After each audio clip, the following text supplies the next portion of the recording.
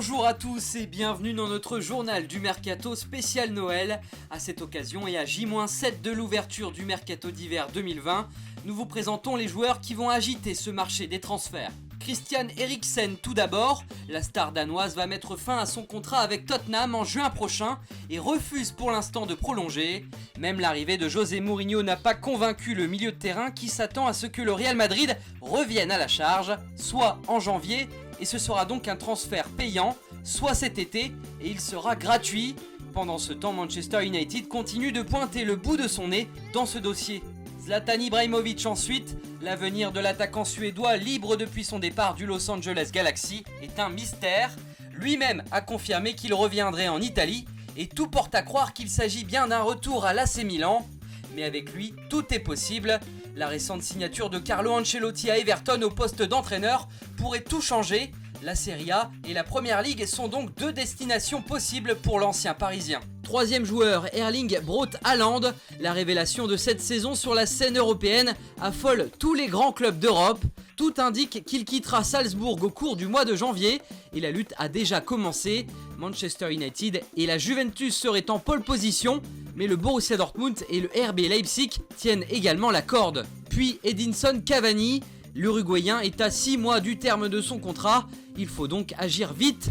Le joueur semble décidé à partir et la presse espagnole annonce un accord total entre l'attaquant parisien et l'Atlético de Madrid. Il suffit donc de se mettre d'accord sur un prix à payer.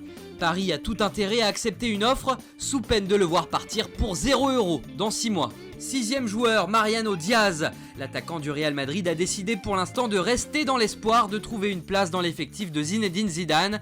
Mais la réalité, c'est qu'il est le seul joueur de l'équipe à qui Zizou n'a pas donné une seule minute de temps de jeu en 4 mois de compétition.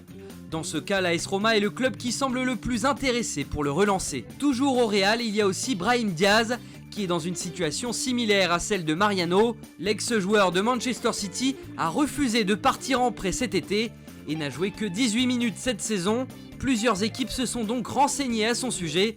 Le Rayo Vallecano, Alaves, le FC Séville et l'Espagnol de Barcelone. Au Barça, 3 joueurs peuvent partir. Pour commencer, Arturo Vidal.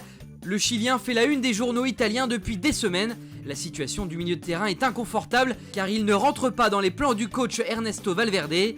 Le joueur a déjà montré son mécontentement à plus d'une occasion et l'Inter Milan semble déterminé à le recruter. Ensuite, Carles Alenia.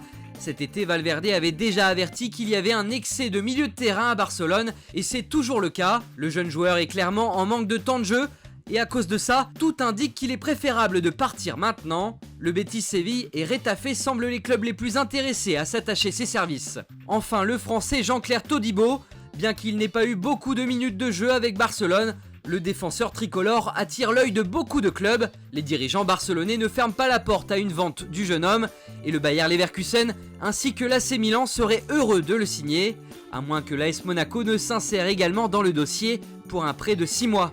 Thomas Lemar maintenant, le deuxième transfert le plus cher de l'histoire de l'Atlético de Madrid, n'a toujours pas convaincu totalement son entraîneur Diego Simeone.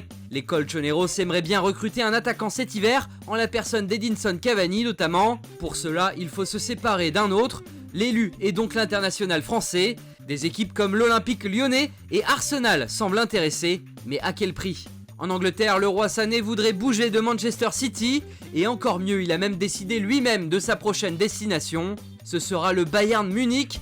Encore faut-il que les Munichois veuillent bien payer le prix demandé par les Citizens, qui reste très flou pour l'instant.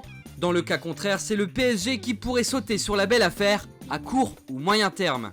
À Chelsea, Olivier Giroud ne joue pas et cela ne peut pas durer.